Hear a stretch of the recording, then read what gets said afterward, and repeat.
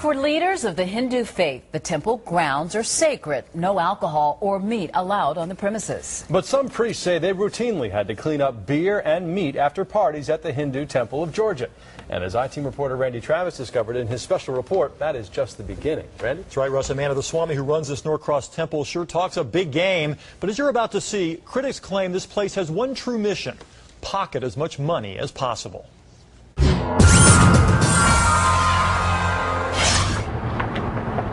Before you enter the Hindu Temple of Georgia, you must leave your shoes outside. But on the inside, wallets are always welcome. How you want to do this? Well, I don't have any money on me now. That's fine. You can pay through credit card. The I-Team took a hidden camera inside this Norcross Temple to ask about renting the huge auditorium for a family reunion. The ad in the official Temple magazine said rentals started at $499. It wound up being just a little bit more. It will be around $4,000 to $5,000. $4,000 to $5,000 for the evening. Yeah. Critics claim the temple operates as a money-making business for its Swami, or religious leader. His name is Annamalai Annamalai, but he goes by Dr. Commander Selvam. He drives expensive cars, lives in a heavily mortgaged million-dollar mansion, and charges thousands of dollars to help people overcome life's biggest problems by selling prayers or pujas over the telephone.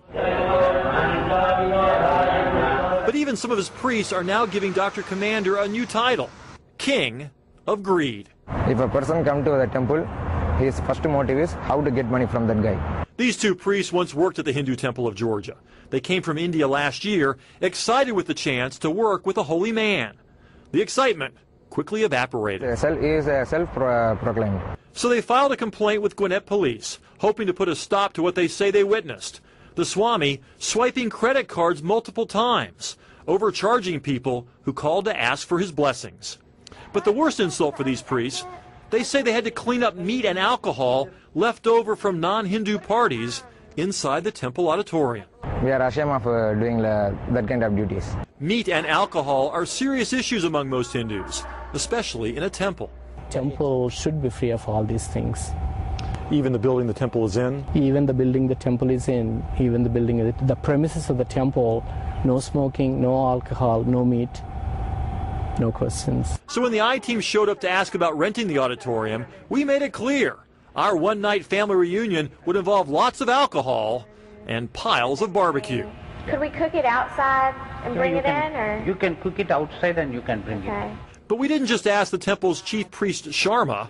We asked the Swami himself. Could we bring alcohol, beer, and wine? Except drugs, you can bring anything. He is not qualified at all. Dr. Commander would not return our phone calls, but instead the next day signs reading "Hindus Only Allowed" suddenly appeared at the entrance to his Norcross Temple. Dr. Commander filed his own police report, accusing the two priests of stealing money. They deny that and claim the Swami kept them here against their will until they could finally flee back home to India. We interviewed them on their final night in Atlanta. Yeah, all the priests are afraid of him. The two priests also claim Dr. Commander misled them about how many other temples he had across the country. Listen to what he told us about the location of his temples. Here in California, one in Houston, Texas. Oh, yeah? One in Virginia. Oh. I got in 19 countries, actually. The I-Team found no records of an actual temple connected to Dr. Commander in any of those states. But look at this. In his October 2007 magazine, Dr. Commander announced the grand opening of the Hindu Temple of West Georgia in Carrollton, including a line under this impressive picture thanking the Swami for dedicating this temple for us. But if you actually drive out here to Carrollton, this is what the temple really looks like. A couple of vacant buildings on a piece of land that no one seems to have cared about for quite some time. The property is up for sale. In fact, Dr. Commander ran an ad in his magazine listing the Carrollton land for sale at the same time he was announcing the supposed grand opening of the temple here. He borrowed heavily to buy this land, just as he did his mansion in the Sugarloaf Country Club. Back inside the Norcross Temple, the chanting continues.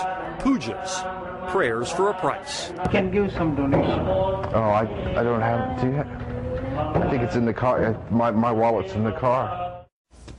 And that was a good decision. Now I want to show you what one follower says she got from Dr. Commander. She had severe stomach pain, so she says he sent her this: sand taken from a cobra's pit while he says the cobra was still in there. Now, she was supposed to rub the sand on her stomach twice a week with a wet cloth, then rub some of this stuff. I'm not quite sure what this is. It's a sort of jelly material here.